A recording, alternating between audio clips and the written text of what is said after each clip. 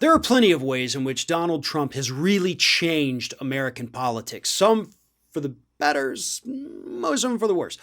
But nevertheless, the guy came in, he made a mark, and it has forever changed politics here in the United States.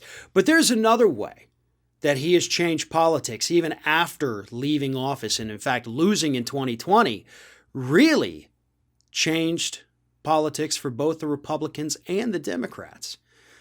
And here's why. A recent report in Politico actually did an excellent job of explaining what's happening at the state level. See, we just started a new decade. And what does that mean, folks? Redistricting time, as happens every 10 years following the census. And typically, both parties use the most recent election as a guide on how they're going to redistrict. So how does that play with Donald Trump? Well, I'll tell you. You have districts here in Florida, the Miami County is a great example, that in 2016 went overwhelmingly for Hillary Clinton. And in between 2016 and 2020, there was a 21-point shift, and that county went for Donald Trump. So Republicans in Florida have to decide, was this a one-off blip because they love Donald Trump? Are these actual Republicans now? Do we district them as if they're Republicans? Or do we go by the 2016 election?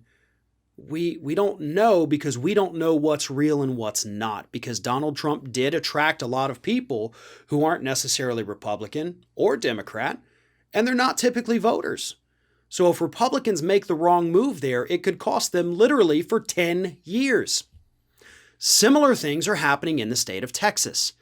You had counties that went overwhelmingly for Trump in 2016 that suddenly swung Democratic in 2020.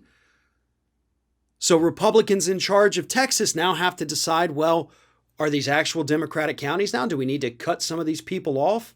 Or were these disaffected Republicans who voted blue this time? And if we cut them off, that's going to make that district even bluer. Democrats, again, they do have similar problems. They've got, their Democrat-controlled states where they saw counties that had gone for Hillary going for Trump, counties that went for Trump going for Biden. So there's a lot of different things taking place right there, and we aren't exactly sure, because they aren't exactly sure, what's real and what's not. And any wrong move is going to cost them for 10 years. You can't just easily undo this because, oops, we made a mistake and in 2022 it all went back to blue or all went back to red.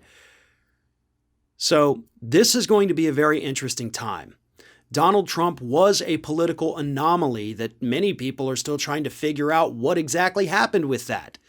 They don't know what's real. They know a lot of voters have left the Republican Party now because of him, but they also know that he energized people who otherwise don't vote Republican. It's a tricky road to navigate. And for the sake of our country, it's kind of in our best interest if Republicans get it wrong, because that might finally end some of these states who have a Republican stronghold and finally allow a couple differing viewpoints to win offices, at least at the state level.